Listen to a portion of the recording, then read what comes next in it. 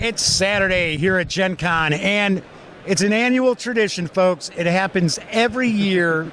I stop by so I can talk with Dominic so we can chat about what's cooking at Cubicle 7 Entertainment. Absolutely. There's always tons and tons of great stuff going on. There was a big release. It's on the horizon. It almost made it here as a release. And I know we're going to start off talking about Warhammer Fantasy Roleplay 4th edition because that's what everyone's going to want to know about. So what's cooking with that? So we are getting closer to the launch date. It's, fantastic. So that's the official date, closer. Absolutely. Mark your calendars. It's been amazing to work on. It's always lovely. I mean, my first role-playing game was Warhammer Fantasy Roleplay, so it's been lovely to get the chance to work on it. It's been, absolutely dream come true kind of stuff. I was going to say, I know when we did one interview when you had mentioned that you were going to be working on it, you just were beaming, and seriously, you were like, yeah! You were all excited. No, absolutely. I mean, that's one thing I think about Cubicle 7 is that everything that we work on, I love. So it's great. I would hope. Absolutely. But it's great to be personally. We're releasing this game. I can't. Please buy this game. It's not any good, but go buy. Game content provider. Right. Yes. Right, exactly. We're just a game content provider. Yeah. It's mostly about the units and the shifting thereof. Right, and the cryptocurrency, that's all it. Oh yeah, that's the next project. I love what we do, and hopefully that will shine through. I have seen a little bit, and I know there is out on Drive-Thru RPG, which if you are fans of role-playing games, be sure to click on the banners for Drive-Thru over at the Gaming Gang. Help me out, folks. But you do have the preview that came out. Yep. Just released. There's a few things that still need to be fixed in the book. Yeah.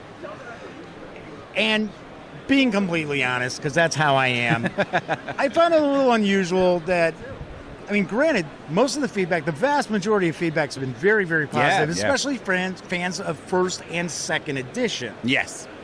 But there are a few people out there who are like, hey, there's an error with this preview, and it's like, they're going to fix it. You're going to get the correct book when it's ready. Yeah. Oh, well, I can totally understand. And I think that's what we were looking for with the preview. I mean, there was, we were really... It was almost playtest-ish in a way, right? Because you were asking people if there were like glaring errors and stuff pointed out to you. I mean, it's been play tested and edited and all, but there's always those little mistakes that creep through, especially like first printings of games. And the last thing we wanted to do was to have an errata coming out, straight away. So the other thing is, there's so much passion for Warhammer, absolutely so much passion.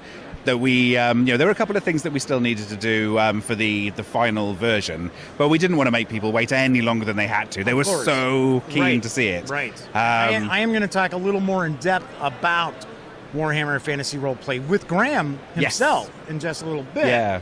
So, I mean, that's one of the things that's really blown me away has been just like the depth of passion in the fan base is amazing. I mean, and it's so wonderful to see because I share that. It's my first game. Right. I go way back in it with my gaming experience. Of course, so do I. Yeah. So do I. So no, we wanted to give people a look at the game as soon as we possibly could. Sure. And I think that being realistic, there's always stuff that creeps through. Sure. So getting another load of sets of eyes on it can only help. Only help with the finished thing, and we're really grateful to everybody who's been getting involved in that. It's been great to see.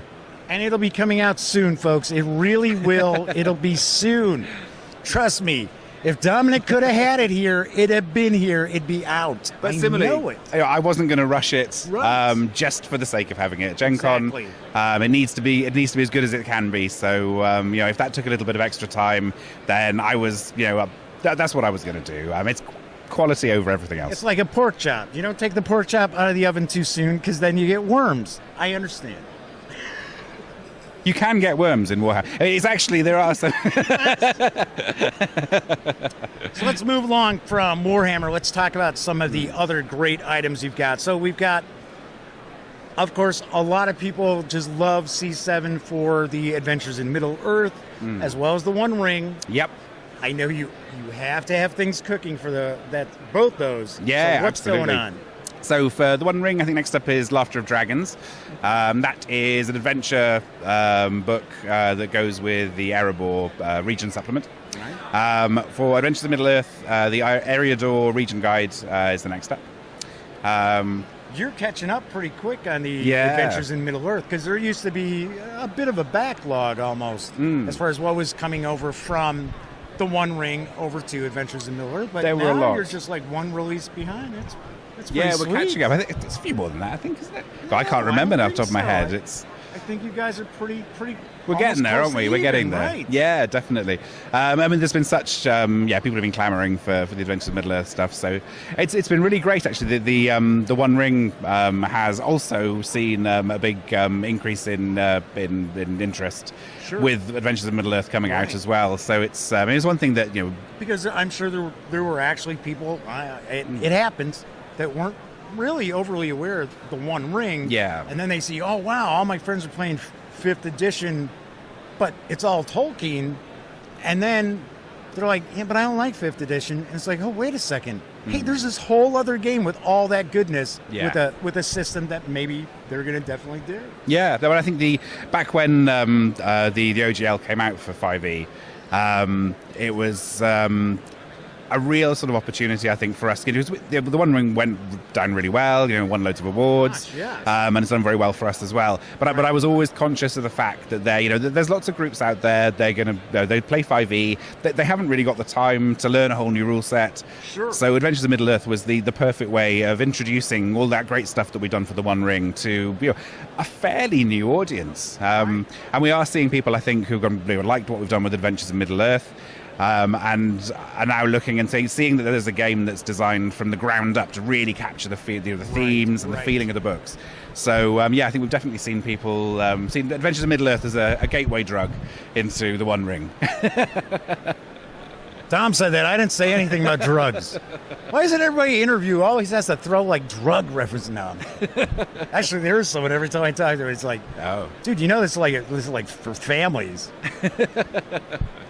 So let's talk a little bit about Doctor Who. Because one thing, and I tell people this all the time, you guys have done, and gals, have done phenomenal work with Doctor Who. And I tell people, even if you're a Doctor Who fan, and you're not into role-playing games, or you're not a gamer, they owe it to themselves to pick up your Doctor source books, because they are phenomenal as far as giving plot synopses of every episode that's ever been out there.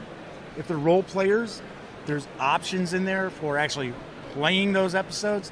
Other options of, hey, you love that Genesis of the Daleks? Well, here's some ideas how you could carry on that storyline. Yeah. It's just phenomenal work. I love what you've done with Doctor Who. I mean, it was basically an opportunity to geek out and watch every episode. Right. But that we can see still. Thanks, BBC. Let's just throw these away. We don't need that. Yes, so I think that's a long regretted policy, isn't it? And I love Peter Troughton, Patrick Troughton, I should say, as the second Doctor. And there are not that many episodes that have survived with it. Yeah, sadly. Yeah. I mean, I think that was one of the things I loved about Matt Smith was there was an element of Troughton, wasn't there? A little bit. Yeah, yes. With the new Doctor, to me, I'm a David Tennant guy. Okay. And then, classic Doctor Who, Tom Baker was my Doctor. Yeah. So it's like, and it's funny how that works, though, right? Yeah, It's like, oh, this is my Doctor. Yeah. No, Pertwee's my Doctor. It's like, So what's cooking with Doctor Who? So there's lots of stuff going on in the background for Doctor Who at the moment. We haven't announced a lot of it yet. We've got the new Doctor, new series coming, which we're tremendously excited about. I'll pay you. Hang on. Let me get some money out so you can share that info. Yes, there'll be lots more Doctor Who stuff coming, but not an awful lot we can talk about at the moment. But, Of course, I have to assume that the Peter Capaldi Doctor book is in the pipeline. It is, it's being worked on. Yeah. That's actually not too far away. So I didn't think it would be. Yeah. And I'm excited. I'm excited for the new Doctor. We talked about this last year. We're like, hey, it's a woman. That's cool with me. As long as it's good stories and it's great science fiction, I love it. Absolutely. All right, so any other RPGs we should talk about? So we've got Lone Wolf still. That is... Sorry. we have Lone Wolf. We're looking at what we're going to be doing next for that. We're still deciding which books to look at next. There's so much material there as well. So we've what was the last one we did? Was the Realm of Summerland, I think. It's amazing. That sounds about source right. book for the country that the Kai Lords come from. Right. So, yeah, that's fantastic. And sadly, Joe's no longer with us. Indeed, yes. It's. I got to chat with him a couple of Gen Cons ago when you first released it, and what a sweet guy. What a very, very nice man. He was indeed. Yeah, no, he's sorely missed. All right, let's get positive again. let's cheer up again. So you got more stuff cooking for Lone Wolf. Mm-hmm. What else we got? Any other RPG stuff we should chat about? Because there's actually a non-RPG game that I want to share some love for. Okay, excellent. Age of Sigmar. That's the other thing we need to talk about. Right. I am so focused on this. I forgot you guys are also doing Age of Sigmar. And this is obviously going to tie into the second edition, which just recently came out, correct? Yep, that's right. So, we're working away on that one at the moment. It's such an amazing setting. I really can't wait to, Yeah, that's pretty cool. Yeah, absolutely. With every new release that Games Workshop come out with, it's just getting better and better. It's and more accessible, I think. A lot of times it's much more accessible for folks. And I've always loved Games Workshop stuff. Yep. Sometimes their business model has left me a little cold, but they seem to be changing up a little bit. So I'm warming much more to Games Workshop. I've always been a huge Games Workshop fanboy. Well, I was Warhammer 40K painter and all that. I didn't get to game much with it, but I bought it and I painted the hell out of it. And Epic, one of the little 6mm. Yep. So what's kind of the game plan for Age of Sigmar? So we're looking at a game that is a bit more sort of on the epic level. We're looking at really getting into the background and the setting. We're looking at exploring all of the cities. We're looking at a different rule set to Warhammer Fantasy Roleplay. Something that will really reflect those themes and have characters that reflect the that different scope. I mean, I think I've been describing. Right. No, I understand where you're going with that. Yeah, I think Age of Sigmar is kind of like, I've been describing it as the mother of all creation myths kind of thing. Sure. It's there's such a huge amount going on, and the events that are shaping the mortal realms are epic in scope. Sure. So the player characters are as far as maybe my understanding would be, are more kind of like champions and things like that. And then in Warhammer Fantasy Roleplay, you could conceivably start off as a rat catcher. Absolutely, yes. So that's kind of how the vibe I've gotten from what I've seen so far. Yeah, definitely. I mean, I think we still want to go deeper into the background. So I think that style of play will translate and will still be an option there for Age of Sigmar. Sure, right. But then you've got the big Stormcast Eternals and the big armor and stuff like that. And I think there's some really interesting dynamics around what happens when you've got that that kind of power being in the world, and how do they interact with the more day-to-day inhabitants of the mortal realms. Gonna have breakfast now. Yes. So loads of interesting stuff to dig into there, and dwarven airships. Sure. Yeah, pretty sweet. Absolutely. Now, I'm sure you got plenty of things cooking. You got a lot of stuff cooking for that. But one thing I always point out too that some people don't realize, Cubicle 7 is not simply a role-playing game company. You do usually smaller footprint games. You've got some Doctor Who games. You have Hobbit Tales, which is a lot of fun. And I'm segueing into one of...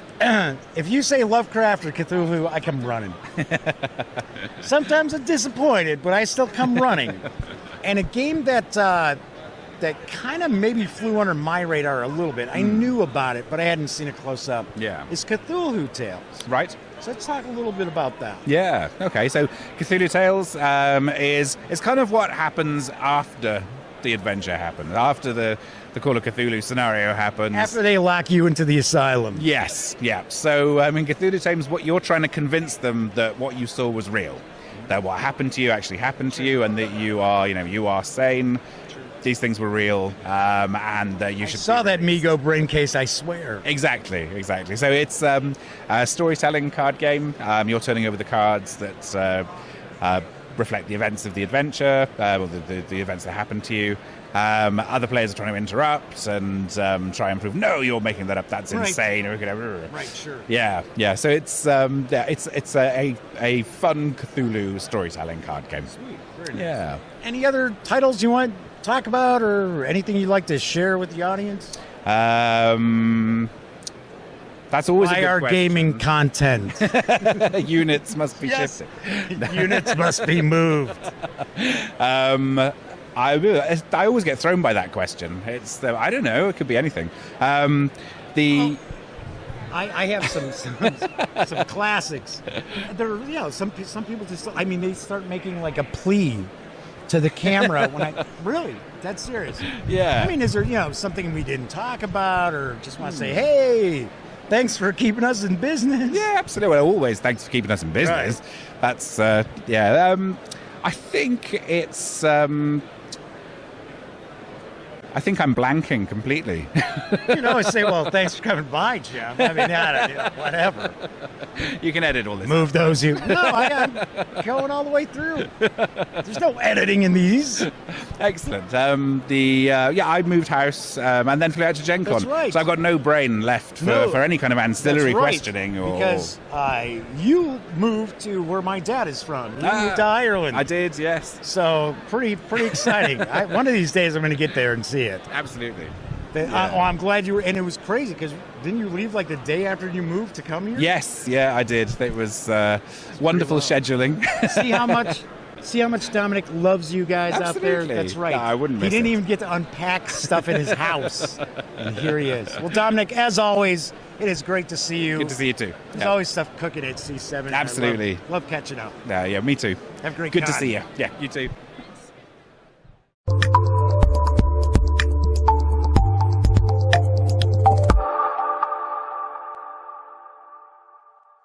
Thanks again for watching The Daily Dope, presented by The Gaming Gang. If you like this episode, be sure to give it a quick thumbs up. And if you dig the channel, please subscribe. If you'd like to check out our previous episode, click right here. And if you want to check out a somewhat randomly selected episode, give a click right down here. It'll be like opening a box of Cracker Jacks. You just don't know what you'll get. Once again, thanks for watching, and I'm Jeff McAleer.